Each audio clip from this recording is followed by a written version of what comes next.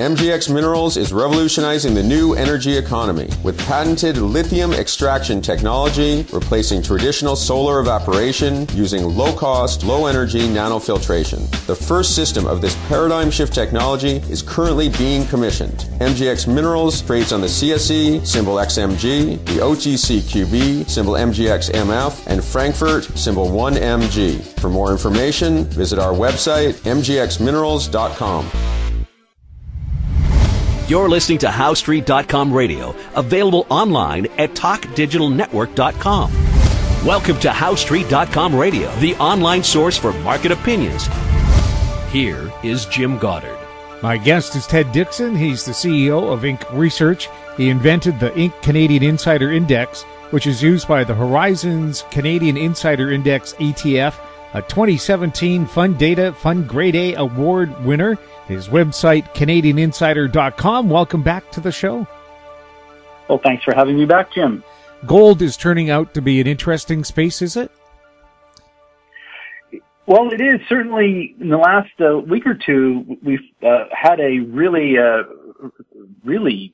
amazing discovery out of Western Australia, as John Kaiser has documented on the Discovery Watch show, which you broadcast every week. A company called RNC Minerals, with its Beta Hunt mine in Australia, has been finding these huge specimens of gold. And in fact, they just sent out a press release this morning that so far this month they've estimated that they've recovered 24,000 ounces of gold just this month alone from this one discovery, which is something that's unheard of. So we put out a report to our clients this week on the gold sector, our top 20 gold stock report, suggesting this may be the discovery that finally gets people's interest in this group that's been so widely ignored, because people have been speculating in Bitcoin and now marijuana stocks. This may finally grab the attention of some players who, if they've made some money if they managed to make some money in Bitcoin or cryptocurrencies and in marijuana, they may want to try and diversify a bit here, because we're seeing some not so subtle signs that the marijuana train is, if it hasn't pulled into the station, it's pretty close to letting off all the passengers here, and you want to get off the train when, of course, you're got all your bags with you, and you're not left at the platform without your luggage. Now, these discoveries in Australia, they weren't big nuggets. These were boulders worth, 2 boulders, I think, worth $15 million. Well, that's right. I mean, we include the picture of them. There's 2 specimens alone, I believe, had initially 4,000 ounces, and so these are museum quality specimens. It's nothing I've ever seen before in my life. So this is really something. Now, of course, the big question will be whether these specimens are one-hit wonders, and this is an anomaly, and they poke around and they can't find anything else. But I would just point your listeners to the interview that you've done with John Kaiser, who over the last 2 weeks has really kind of done a good job explaining what the opportunity is and what the risks are, to that project now. And but it looks fairly promising. The company, perhaps not surprisingly, has made it into our top 20. It wasn't really on the radar screen until this discovery. So, we're looking forward to hopefully a bit of a renaissance here in the gold group, a group that's been left for dead, really. It's the worst performing group year to date in the TSX, and which one's the best performing group, and it's marijuana, and we're heading towards legalization.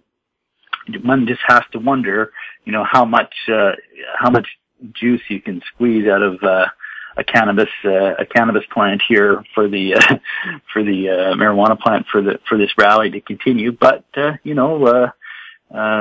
hard to say how far these these manias go. We'll have more with Ted Dixon right after the break. Hi, I'm Douglas Mason, President and CEO of Rainy Mountain Royalty Corp., RMO, on the TSX Venture Exchange. Rainy Mountain Royalty Corp. is a Canadian-based mineral exploration project generator. The company currently holds multiple property interests in Ontario with joint venture partners and is seeking further joint venture partners for other drill-ready properties in our portfolio. For more information, please visit our website at rmroyalty.com or call me at 604-922-2030. Vatic Ventures Corp. is a potash exploration company focused on the Korat Basin in Thailand, the world's largest undeveloped potash resource. Vatic's management has extensive potash exploration and development experience in Thailand. Vatic will have marketing advantage compared to Western producers. Drill program commences this spring. Vatic trades on the TSX Venture, symbol VCV, and on Frankfurt, symbol V8V2. Visit our website, vaticventures.com. Welcome back. We're speaking with Ted Dixon.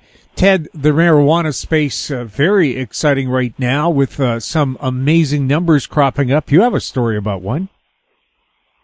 Well, we run CanadianInsider.com, and we provide real-time quotes for both Canadian and U.S. market. And Tuesday, I was checking Tilray to make sure we were covering that properly. And I looked at it and I go, oh no, we're showing that the stock is up 38%. What's wrong? This can't possibly be right. We must have some kind of a data glitch. And, I went to another site to take a look, and sure enough, up 38%. And that was early in the day. And I thought, well, no data problem. That's good. It's a bit nuts. But I went on to do other work and came back later in the day, and I looked at the price, and no, it was towards the end of the close, up 38%, really hasn't moved. It's just been stuck here at 38%. But then I looked at the high and low, of course, it had moved. It got all the way up to $300 and all the way below $200. I think it touched 191 or something like that on Tuesday. I mean, that kind of a wicked volatile range, Jim, is not normal. I mean, in the case of that stock, it's got a low float, of course. It's one of the few stocks that Americans can easily invest in the marijuana space. A lot of Americans aren't really set up to buy Canadian listed securities. So it's got a few structural issues with that stock. But nevertheless, it should be a fairly strong warning sign that we're in the very, very, very late stage of this adventure with marijuana stocks and sort of all boats here being lifted by the same tide. That the tide is going to start to recede on October 18th after legalization. The reality is going to be, how much are these companies actually making? What are they selling? What are the costs? Now, how quickly that tide pulls out into something a bit more normal, that remains to be seen. We could have, this could be an extended innings. Nothing would surprise me, since the last great financial crisis with all the liquidity that's been pumped into the markets by central bankers. Some of it's still swashing around, obviously, and, some of it's in the marijuana space right now. So, but, these are very tricky times, I think, for investors in that space. It could end quite quickly. We did a look at the healthcare sector in Canada, our rankings, and the top three stocks that we ranked in Canada weren't in the marijuana space. There were two biotech research companies and a company specializing in clinics. Now, there were marijuana names in the top 10, but some of them are smaller names, and you really have to be, I think, picky here if you're looking in that space. Look at what the insiders are doing. And I can tell you, if you go to CanadianInsider.com and you look at the top sellers for the last week, you'll notice that there's a marijuana company that is a top seller, and that's because a stock hasn't been trading very long. It just IPO'd this year. It's already testing $10, and insiders are selling. So you can put all these warning signs together. People though will be excited by the liquidity and the stories that are going to continue to make headlines here for a little while anyways.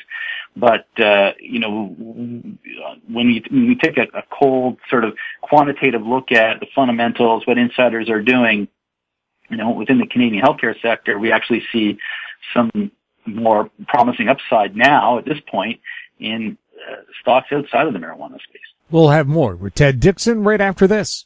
Media recognition from Bloomberg, Reuters, recycling trade publications, patented process for 100% recovery of critical metals, including cobalt, lithium, nickel, manganese, aluminum. American Manganese is focused on recycling lithium-ion batteries for electric vehicles. American Manganese trades on the TSX Venture, AMY, the US, AMYZF, and Frankfurt 2AM. For more information, visit AmericanManganeseInc.com or phone me, Larry Ray, at 778-574-4444.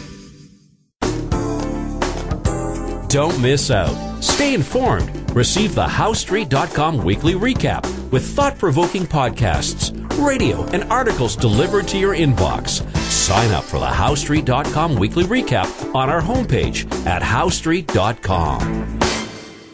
Welcome back. We're speaking with Ted Dixon. Ted, looking at new developments in the marijuana industry, I saw an interview with some people who plan to use yeast, genetically refined yeast, to produce THC, which means they can produce the active ingredient in days or weeks instead of months. Would that be a game changer for these people building giant greenhouses? Well, I'm not familiar with that story, Jim. And we're generalists at Inc. We look at the data and our sentiment indicators. But what I can say is, I doubt that any risks such as that have been priced into these stocks. I mean, it's all upside, no downside. It's all on the assumption that any piece of good news is going to translate into, millions and millions of dollars of sales. And I just wonder, how many people who are holding marijuana stocks right now, companies, how many of them are hoping that their company is going to be a target for a takeout, right? For a global food processor, drinks distributor. I mean, there's a lot of expectations that all these stocks are going to be taken out, and they're not. And when you look at what's happened with the Constellation brand stock, it's stumbled after it made its latest round of investment in Canopy Growth. Other companies are going to take a little bit more cautious approach. So, waiting for these takeovers is going to really test the endurance of a lot of speculators in the marijuana space.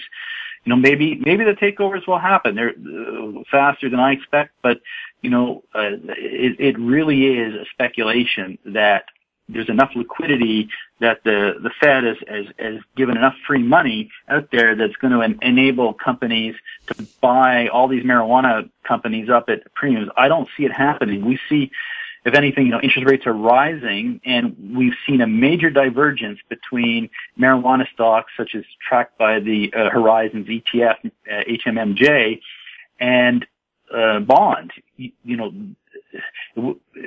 In short history that we can look at, there is not a perfect correlation, but there is a rough relationship between the price of bonds and the prices of marijuana stocks, and that as interest rates go up, bond prices go down. That makes it more expensive to speculate. But right now we've got interest rates again testing high levels in the U.S. Doesn't mean they're going to break out.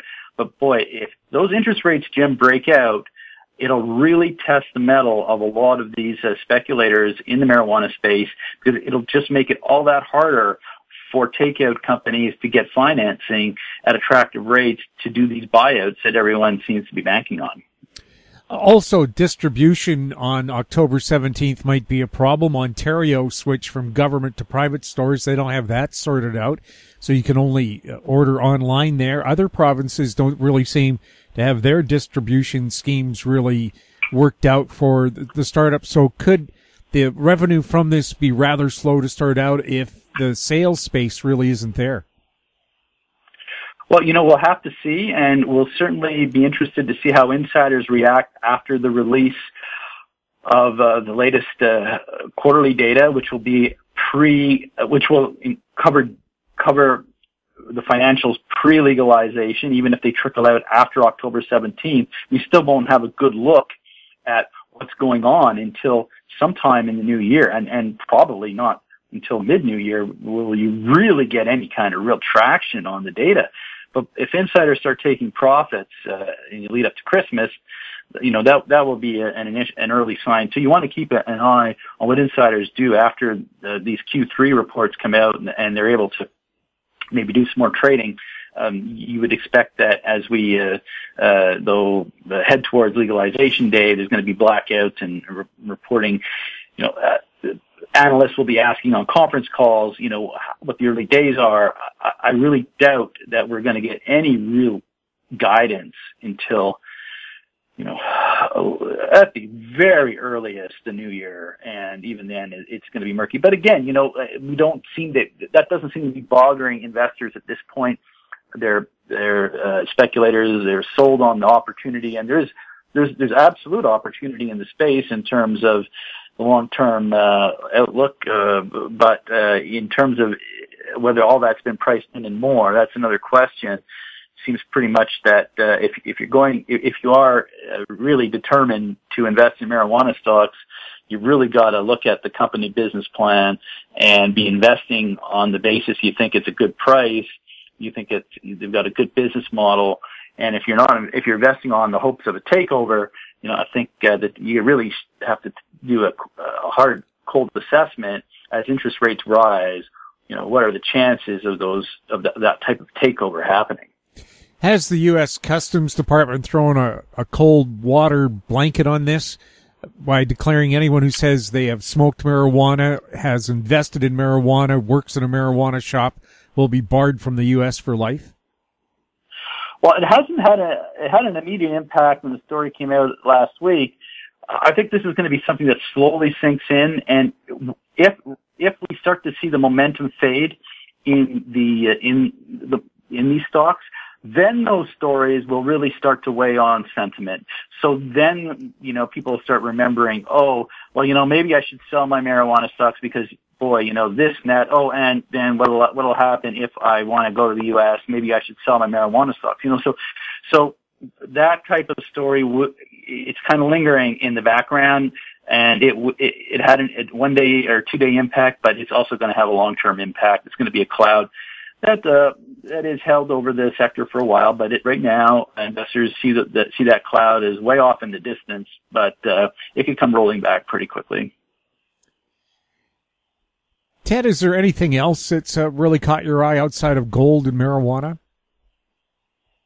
Well, we continue to have to wait on NAFTA and the Trump trade war. Canada really needs some clarity on this, and we're clearly at a very complex point in the negotiations. We know that dairy is part of the problem, but I'd be surprised if that is the problem. I saw a report today that there's a question about whether Canada, if we sign on to NAFTA, will we still be subject to the risk of massive auto tariffs? Well, why would we sign a NAFTA deal if we're still at risk of getting tariffs slapped on our cars? So, we're not out of the woods on this yet. Unfortunately, right now, the Canadian market, we would still characterize it as a contrarian market outside of the marijuana space, which is a momentum-driven pocket of the Canadian market. But we really do need some clarity. And it looks like, unfortunately, the Trump-China trade war is going to continue to grind on. If you call it a guerrilla type warfare or what kind of war it's going to be, but it's going to linger over export and globally sensitive markets like Canada for some time until we get a bit more clarity. So, I think that with these rising rates, you've got to take your time now with the Canadian market. We were much more upbeat on it earlier in the year before the realities of the Trump trade approach set in. Now we have to deal with those, and it's not. It is what it is. You have to play the cards you're dealt with, and right now the Canadian market's not sitting with a very strong suit, unfortunately, but neither are other markets. So it will be interesting. That's why within the Canadian space, the space that I think is the most interesting right now are probably gold and to some extent energy, again on a contrarian perspective. if we can get LNG, an LNG export facility, green light out of British Columbia, that'll be a nice boost, but, we're not there yet. But certainly a lot of energy stocks are being paid to wait with a nice, distribution. And we'll have to see how the U.S. dollar does here. If it continues to weaken, we could finally see gold and gold stocks get a bit of a tailwind, which of course they really need, because it's been a very tough year so far. Ted, thank you so much for chatting with us. Well, thanks for having me back. My guest has been Ted Dixon, CEO and co-founder of InkResearch.ca, his website, CanadianInsider.com. If you have any questions for Ted or any of our other guests, you can send them to info@HowStreet.com. I'm Jim Goddard. Thanks for listening. Comments made on HowStreet.com radio are an expression of opinion only and should not be construed in any matter whatsoever as recommendations to buy or sell any financial instrument at any time. Available online at TalkDigitalNetwork.com. HowStreet.com radio is a production of HowStreet Media Incorporated.